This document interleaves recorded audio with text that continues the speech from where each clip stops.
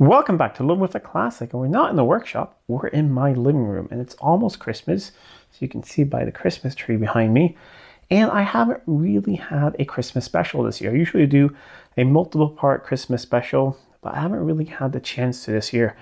If you follow the channel, you know that after the new year, I'm going to be a full-time YouTuber and full-time running a classic car shop, so it's a lot of things to prepare for that. That's why I've been busy. But this year, I'm doing a couple of little special videos as my Christmas special. They're not really connected. We had one last week where I started up an XJS that's been sitting for the first time, or I mean it's been sitting for over 18 years and started up for the first time. But I have that beat. I have bought my dream car and I've kept it hidden for a while. It's been hiding in plain sight. Some people may have seen it in videos. I haven't actually put a cover on it or hid it in any way, but it is a Jag. It's probably one of the rarest Jags you can get your hands on, and in my opinion, it's the most beautiful one that they ever made. Let me show you this. It's a brochure that I've had for since I was a teenager, probably. And in here is one just like the one I got, exactly what I was looking for. And yeah, it's been sitting for a long time, over 34 years. Let's have a look at the brochure. Then we'll head down into the gallery and have a look at my dream car. So far, it doesn't really tell you what it is. Yes, it is the XJ12 Coupe. And in my opinion, the most beautiful car they ever made. People think the E-Type's more beautiful. I think the lines on this are much, much better. It's absolutely gorgeous. I love it. I've gotten a lot of questions over the years. When are you going to pick one up? Because I work on it quite a bit. Well, I have. And it looks just like this. It's white with a black top, a red stripe, and a dark blue interior. I do love this brochure. Very odd picture. So it's all out of focus, sort of fuzzy, and they're having a picnic out here. All the way on the other side, there's the car. So really strange advertisement. So there's the car. And really weird things, in my opinion, from that time is the whole mixed match of pictures. So that's not the same car because that's from a regular XJ12. And that is, looks like a prime rose yellow car. That is not the same car either because that has a 6-cylinder attack. It only goes up to 5,000 RPM. And, those are the steel wheels. That's chrome wheels on it. However, there's one thing that's interesting. It's this picture over here. It's carbureted. They made a handful of early XJ12s that were carbureted before they all went over to fuel injection. And mine is one of those. So let's go outside and have a look at it. Here we are down in the gallery, which I like to call my storage unit. We've got my red P6 V8. Over there is my white XJ12 Series 2 as well that I've had for over 10 years now and drove it a lot during the summer. You saw a lot of videos on it. And I got that one for a couple of reasons. I always wanted a Series 2 V12 and it looked a lot like that car in the brochures. I thought that's close enough. I'll probably never find a white two-door one just like I wanted.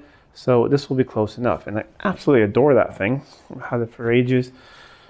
However, I managed to get a hold of this 1975 XJ12 Coupe, which is my dream car. It is, I've loved them. I just always loved them. I thought they were the most beautiful thing that Jaguar ever made, and just a fantastic car. This one is a little bit interesting. We're going to go through it. It's, in my opinion, rare in a couple of ways. First of all XJ coupes are pretty rare. All V12 ones are especially rare because they didn't make that many of them.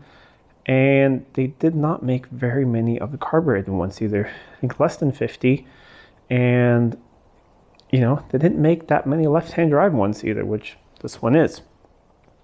What also makes this one interesting, if you know anything about these cars, they love to rust. They are build quality wasn't the greatest with British Leyland in the mid 70s, and these are pretty complicated body structure. You got ginormous doors on it and all that, but this one is original and unrestored, and it's also rust free, so that is really big.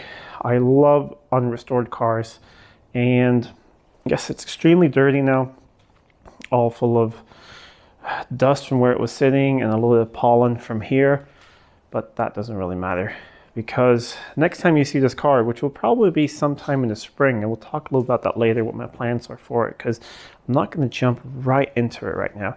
It's been sitting for 35 years, so since like 1988, 1989, and if it sits for a couple more years, that's not going to be too terrible for it.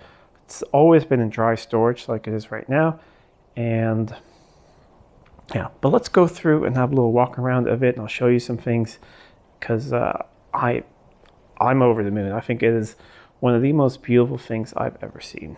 So it is white with the black top, and it has a red pinstripe, and it has, that's why I grabbed a flashlight, it has a dark blue interior, which is in really nice shape. Headliner is not sagging or anything. Dashboard has a couple small cracks, but nothing. There's a tiny bit of mold in it, so I do want to go and clean everything out. But it's just been sitting here airing out, and nothing has gotten worse from how it's been sitting. So this is as it was parked in 1988 or 1989.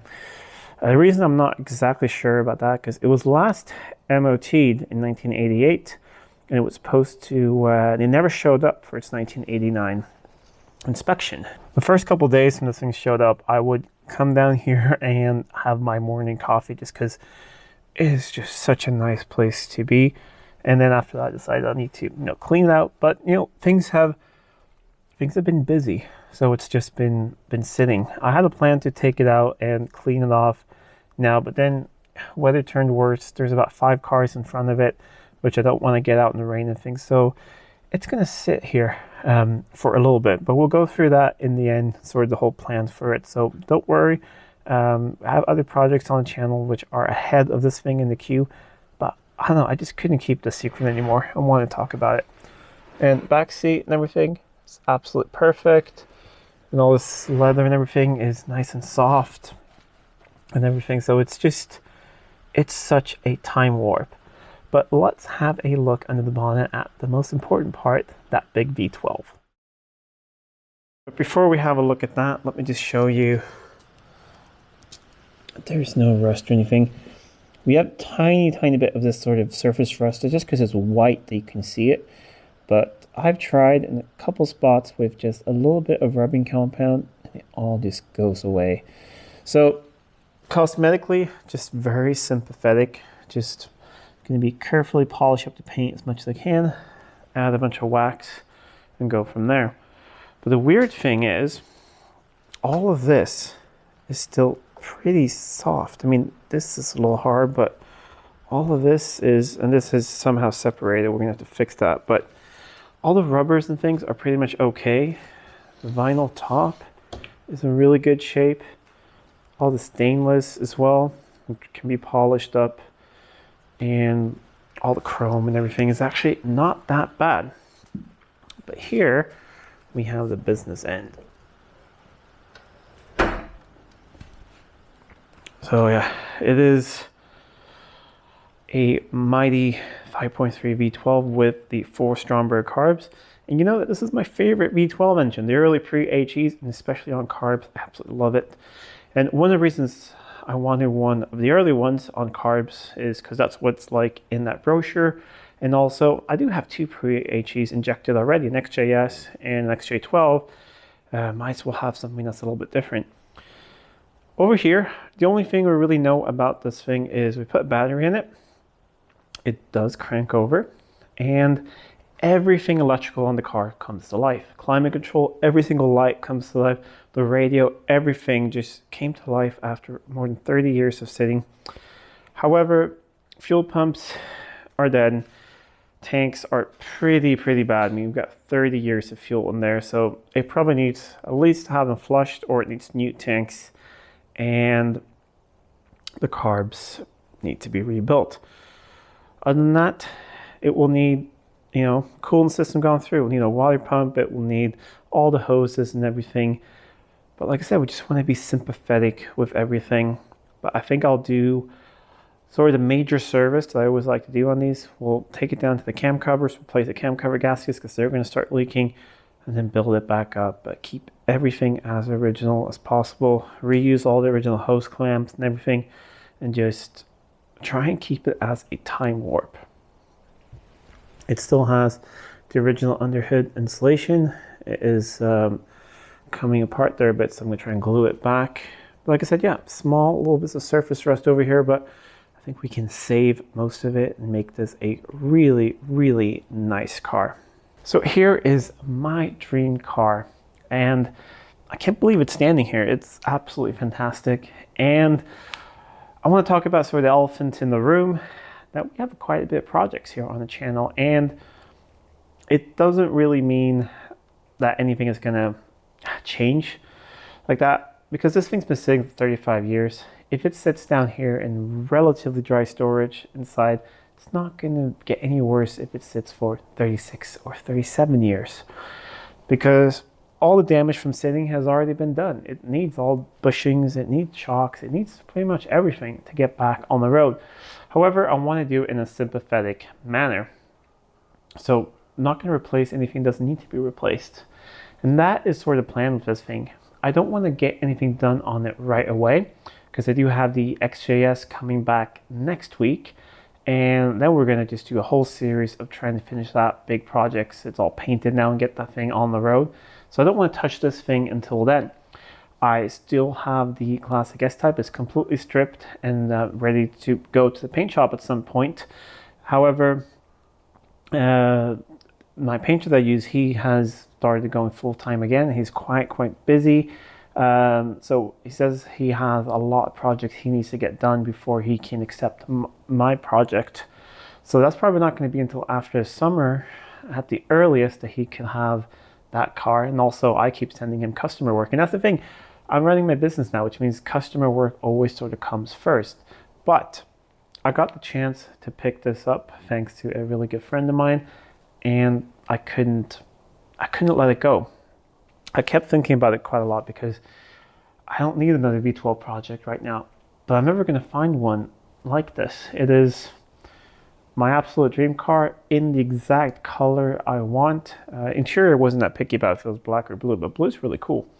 But it was the exact spec I wanted. And you're never going to find an original unrestored one again. So yeah, I picked it up. Probably get some comments from you guys, too many probably, but don't worry. We're not going to do anything with it until then. What we are going to do, once spring has arrived and a lot of the cars I have here for storage are out of here and it's nice weather and I can park some things outside for a while, we'll pull this one out. It actually rolls really well, so that's really good. It has 0 brakes, but it rolls. We'll take it outside and we'll give it the first bath in over 30 years and see what we have to work with. Also, have it nice and clean, and then you can sit in here with a cover after that. I also want to get it going just to see if we have an engine and if we have a transmission, because I picked up a spare engine when I knew I was going to have this car, just so I have one. So I have a spare pre-HE. Worst thing happen, this thing is numbers matching, so we want to get this thing going. And then once we get it going, I want to get fresh oil through it, fresh coolant. Even if everything's leaking, everything, we get fresh coolant through it. And then when we're done, fog down the cylinders. So then if it needs to sit for a little bit while I work on other things and save up some money to actually fix this thing up, it's not going to get any worse. And then we know if it needs an engine or not. We know if it's sort of a small recommissioning or if it's a major recommissioning. So that's the plan. You guys want to see that in the spring? Like a long will it run video on this thing and sort of tighten up. It will need carbs and everything. But hopefully you guys like the idea. And yeah, like I said, it could be a lot of projects at the moment, but when you get a chance to pick up your dream car, you just say yes and you pick it up. So it's going to be really, really fun when this thing is ready. My XJS is ready. We have the XJ12 as well, because I have 3 pre-HE cars, and actually we have 3 1975 cars, because I have my 1975 XJ6, 1975 XJS, 1975 XJ12 Coupe, and then a 77 XJ12. So yes, I do really love the Series 2. Now I have one of all of them. Anyways, I hope that you liked this video, and I hope that you and your family have a happy holidays or Merry Christmas or whatever you celebrate. Just have a nice end of year and a happy new year. I have a couple more videos that will come out by the end of the year. But then on the 1st of January, I'll be doing this full time, and that's going to be a lot of fun. Anyways, thank you so much for watching. My name is Adam, and I'll see you soon.